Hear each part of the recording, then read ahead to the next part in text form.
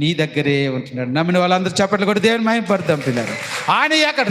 ఆయన పునరుద్ధానమై పిల్లరా, ఆయన పరలోకములో లేడు, కానీ ఆయన నిన్ను బలపరచడానికి, పరిశుద్ధాత్మ రూపములో నిన్ను స్థిరపరచడానికి, నిన్ను ఆదరించడానికి, నీ కష్టాలలో నీ తోడువుడి నడిపించడానికి పరిశుద్ధాత్మ రూపములో ఆయన నీ దగ్గరే ఉంటున్నాడు పిల్లరా.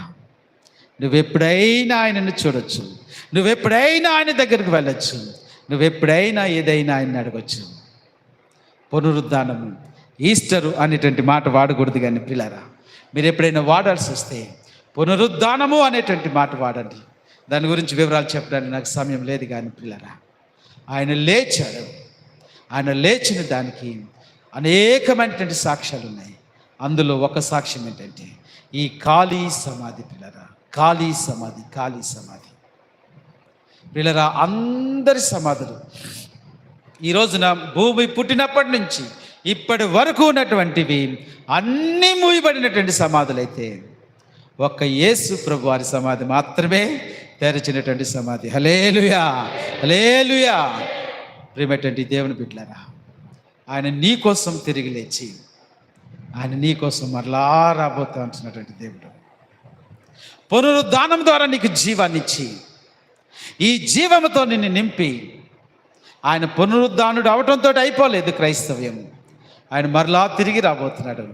తిరిగి వచ్చి మనల్ని అందరినీ ఆయన నిత్య రాజ్యానికి తీసుకుని వెళ్తున్నాడు. సిద్ధపడుతున్నావా? ఇది ఒక పండగని, బట్టలు కొనుక్కోవాలి, లేకపోతే ఏదో చేయాలి, చర్చిలో ఆ పని చేయాలి, ఈ పని చేయాలి, హడావిడితోటి మిగతా శిష్యుల్లాగా యేసు ప్రభుని ఎక్కడో వెతుకుతున్నావా? నీ ఆత్మ దగ్గరే ఉండి, నీ ఆత్మ భాషకు, నీ హృదయ స్పందనకు దగ్గరగా ఉండి నీతో మాట్లాడుతున్నటువంటి ప్రభువును నువ్వు గుర్తెరగవా? దయచేసి మోకరించండి, ప్రార్థన చేసుకుందాం. మోకరించిన అందరూ కూడా మోకరించండి. ప్రియమైనటువంటి దేవుని బిడ్డలారా, ఈ పునరుద్ధానము అనేటువంటిది ప్రియులారా ఏదో సంతోషాలకి సోకులు చేసుకునే దానికి కాదు ప్రియులారా. ఆయన నా కోసం పాపము గెలిచినటువంటి దేవుడు, నా కోసం మరణాన్ని గెలిచినటువంటి దేవుడు. నా యేసు భాష నేను వింటాను, ఆత్మీయంతో నేను నా ప్రభుతో నేను మాట్లాడతాను. యేసు ఇప్పుడు ఆయన నా దగ్గరే ఉన్నాడు, నేను ఆయనతో మాట్లాడు. నీకు వినిపిస్తున్నాడా దేవుడు? నీకు కనిపిస్తున్నాడా?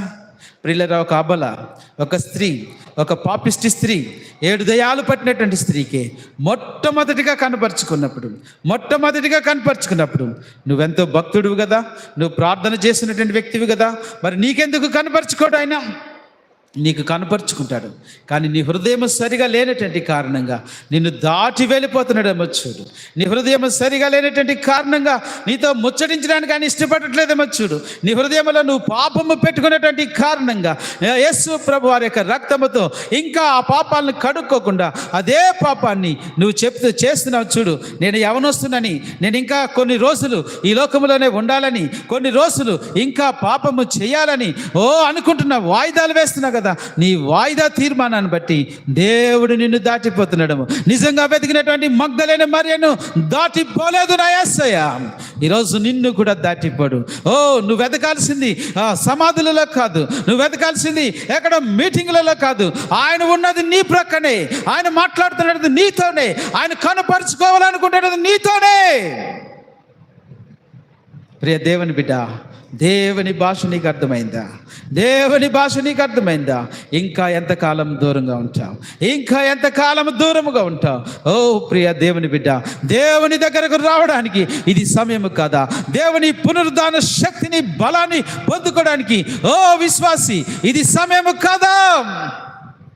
రండి, పునరుద్ధానంలో ఉన్నటువంటి శక్తిని మనం పొందుకుందాం. ప్రతిరోజు, ప్రతి మినిట్ ఆయన శక్తి మనకు కావాలి.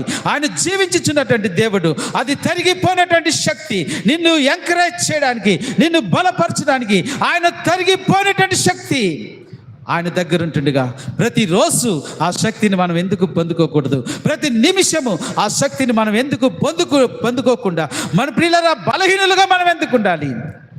We are born to win. పాపాన్ని జయించడానికి మనం పుట్టాం, పాపం మీద అధికారాన్ని చలాయించడానికి పుట్టాం. యేసు క్రీస్తు వారిని బట్టి, ఆయన మరణాన్ని జయించడాన్ని బట్టి, కల్వరి శిలువలో మన పాపాలను తీసివేయడాన్ని బట్టి ఆ జయం మనకు వచ్చింది స్నేహితుడా.